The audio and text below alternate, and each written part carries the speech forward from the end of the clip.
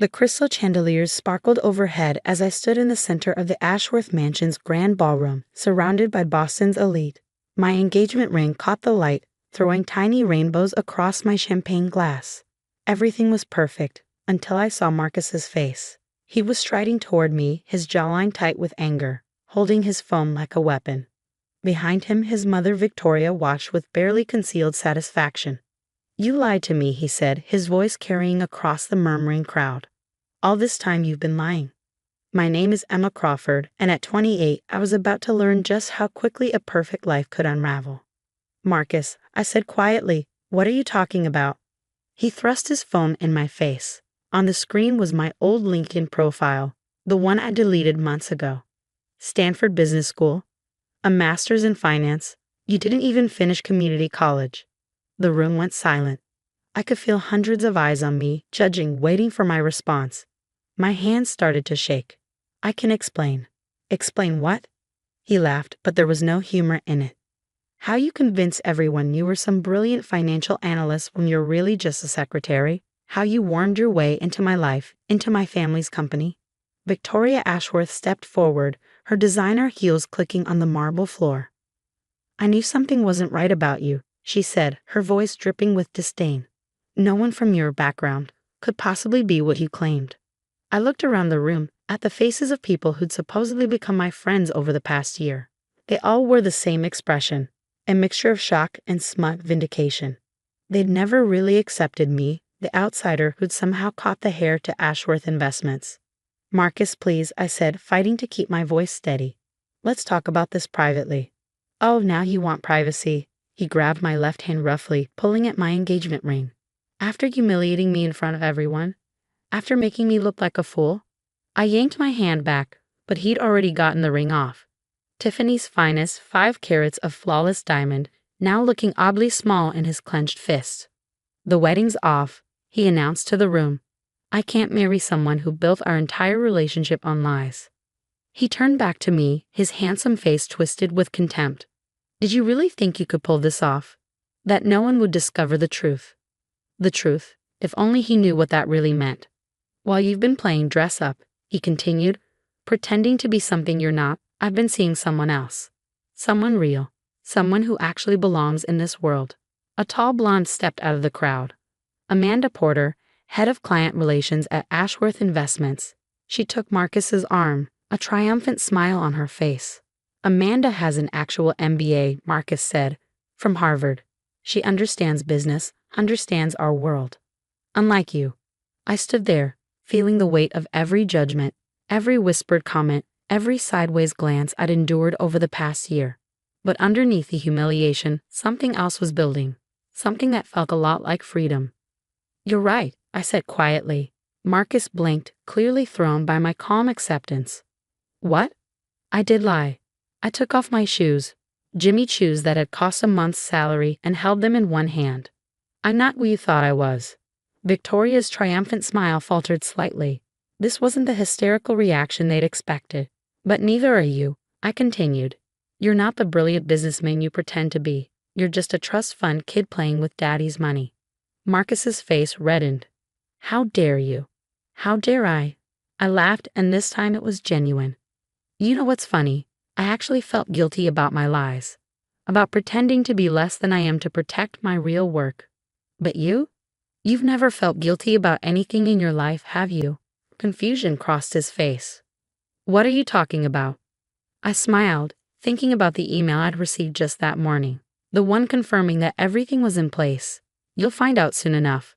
With that, I turned and walked toward the door, my bare feet silent on the marble floor. Behind me, I could hear Marcus's voice, higher now with uncertainty. "Where are you going?"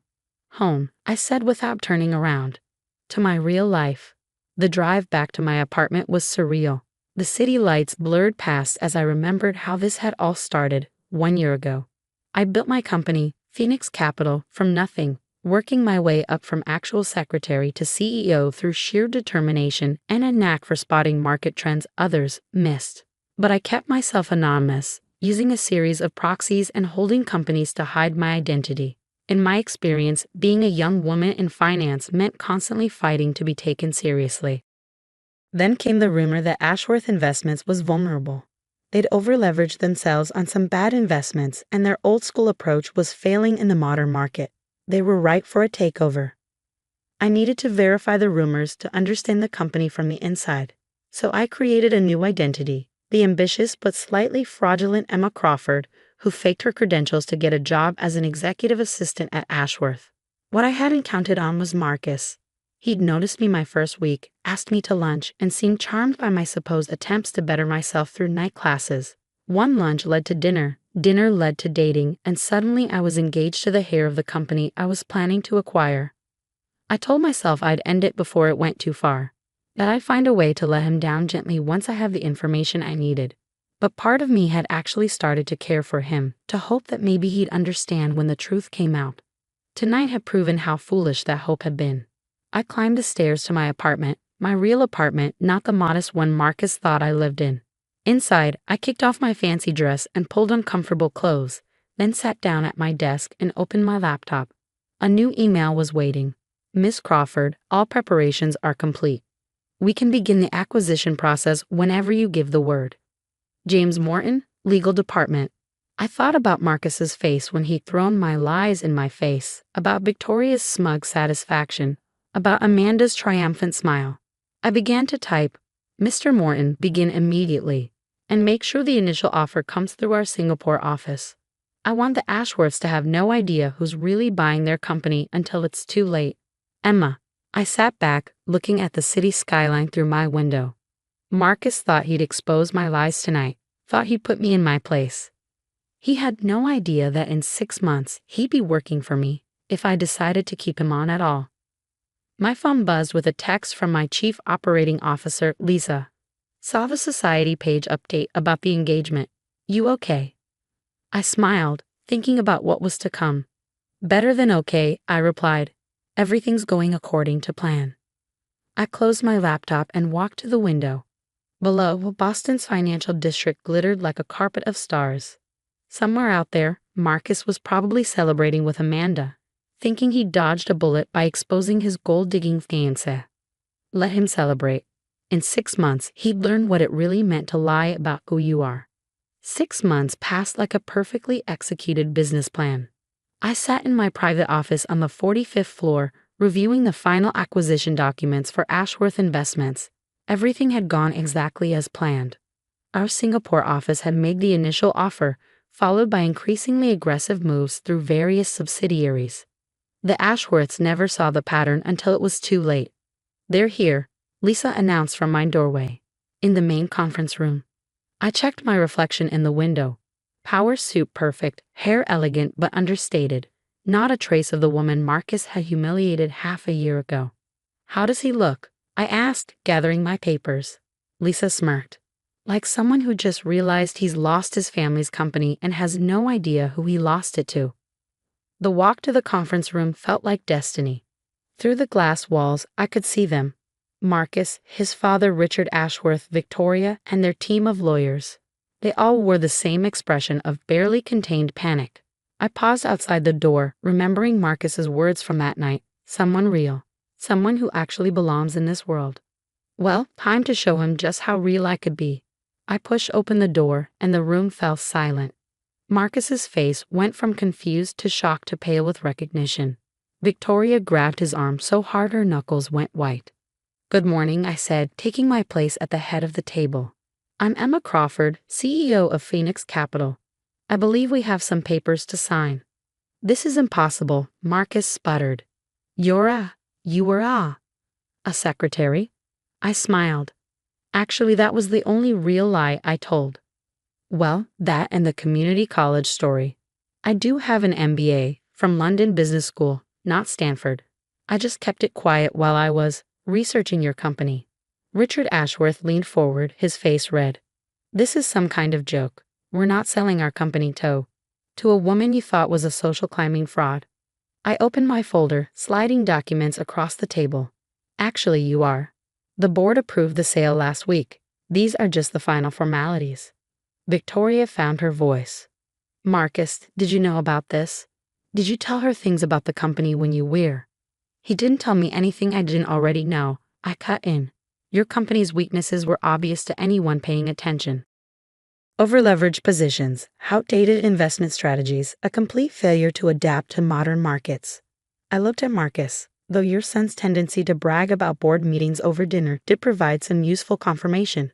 Marcus slumped in his chair, the full weight of what had happened finally hitting him. The whole time you were playing me. Not initially, I admitted. At first, I just needed to verify some rumors about Ashworth's financial position. But then you and your mother made it so clear that someone like me couldn't possibly belong in your world. Well, I decided to show you exactly what someone like me could do. This is outrageous, Richard blustered. Our lawyers will. Your lawyers have already reviewed everything, I cut in smoothly. The sale is legal, binding, and final. The only question is whether you want to make this transition smooth or difficult. I turned to Marcus. Remember Amanda, your real businesswoman. She's been working for me the whole time. Those client lists she's been compiling, that data she's been analyzing, all feeding directly to Phoenix Capital. The look of betrayal on his face was almost comical. Almost, you'll never get away with this, Victoria hissed. Once people know. Know what? I asked calmly. That you lost your company to the woman you publicly humiliated. That your son's ex-fiancé outmaneuvered your entire family? Please feel free to share that story. I'm sure the financial press would love it. The room fell silent. Even the lawyers looked uncomfortable. Here's what's going to happen, I continued. Ashworth Investments will become a subsidiary of Phoenix Capital. Your clients will see no disruption in service. Your employees' jobs are secure, except for the senior management team, of course. They'll be restructured. Marcus's face went even paler. You're firing me? Think of it as a learning opportunity, I said. A chance to start from the bottom, prove yourself on merit rather than birthright. Isn't that what you always claim to respect? The next hour was a blur of signatures and legal formalities. The Ashworths signed everything put in front of them, their fight completely gone. When it was done, when their family's century-old company officially belonged to me, I stood up. One last thing, I said, reaching into my bag. I pulled out the engagement ring, the one Marcus had yanked off my finger 6 months ago. I believe this belongs to you. I set it on the table in front of him. Consider it a reminder that appearances can be deceiving. As they filed out of the conference room, Marcus lingered behind. Why? He asked quietly.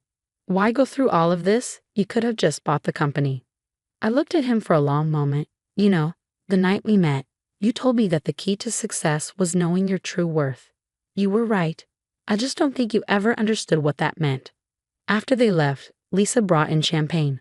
To the new owner of Ashworth Investments, she said, pouring 2 glasses. I took mine, but didn't drink immediately. You know what the funny thing is?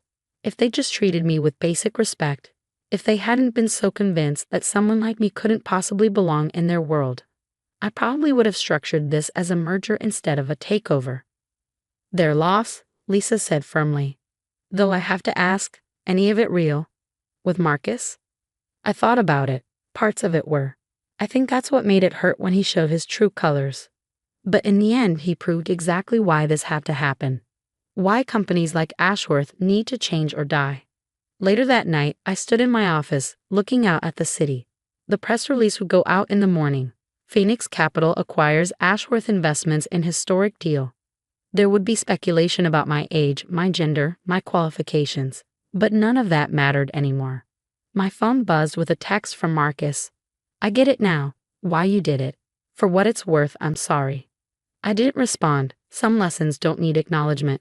Instead, I opened my laptop and began working on plans for Ashworth's restructuring.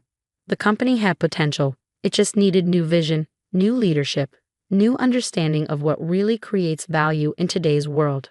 As I worked, I thought about that night at the engagement party, about standing barefoot on marble floors while Boston's elite sneered at my supposed deception. They thought they were witnessing my greatest humiliation. Instead, they've been watching the beginning of my greatest triumph. Sometimes I realized the best revenge isn't about getting even. It's about rising so far above those who doubted you that they're forced to look up and see exactly what they missed.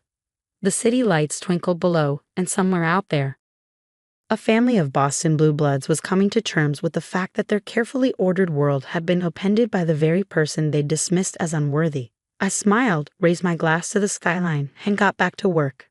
After all, I had a company to run, 2 companies now actually, and this was just the beginning.